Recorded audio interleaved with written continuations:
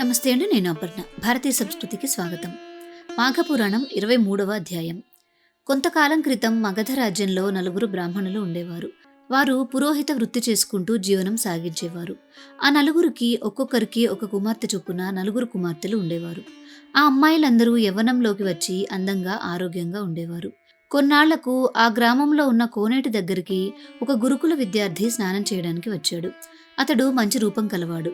ఆ యువకుడిని చూసిన ఆ నలుగురు బ్రాహ్మణ కన్యలు అతని అందానికి మోహించి అతని దగ్గరకు వెళ్లారు. అతన్ని చుట్టుముట్టి మమ్మల్ని వివాహం చేసుకో అంటూ బలవంతం చేయడం మొదలుపెట్టారు.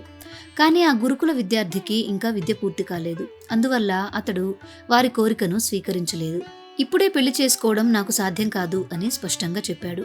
దాంతో వారు తీవ్రమైన కోపానికి లోనయ్యారు. కోపంతో అతన్ని శపిస్తూ నీవు పిశాచివి కావాలి అని శాపం పెట్టారు.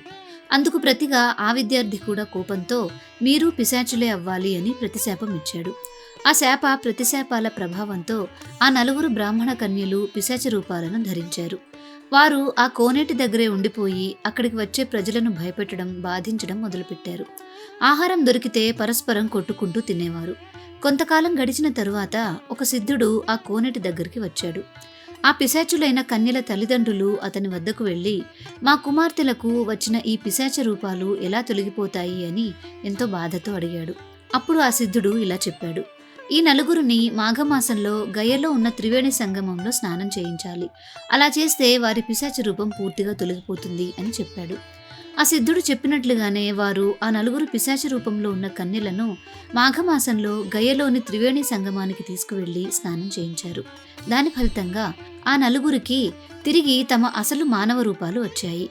వారి పిశాచ రూపాలు పూర్తిగా నశించాయి. ఇలా జరగడానికి కారణం ఒక్కటే, వారు మాఘమాసంలో చేసిన స్నాన ఫలితం. మాఘపురాణం 23వ అధ్యాయం సమాప్తం. మీకు ఈ వీడియో నచ్చిందా? నచ్చినట్లయితే లైక్ చేసి మీ బంధుమిత్రులందరికీ షేర్ చేయండి. భారతీయ సంస్కృతి ఛానల్ని సబ్స్క్రైబ్ చేసుకుని బెల్ ఐకాన్ని యాక్టివేట్ చేసుకోండి. తిరిగి రేపటి వీడియోలో మళ్ళీ కలుసుకుందాం. నమస్కారం.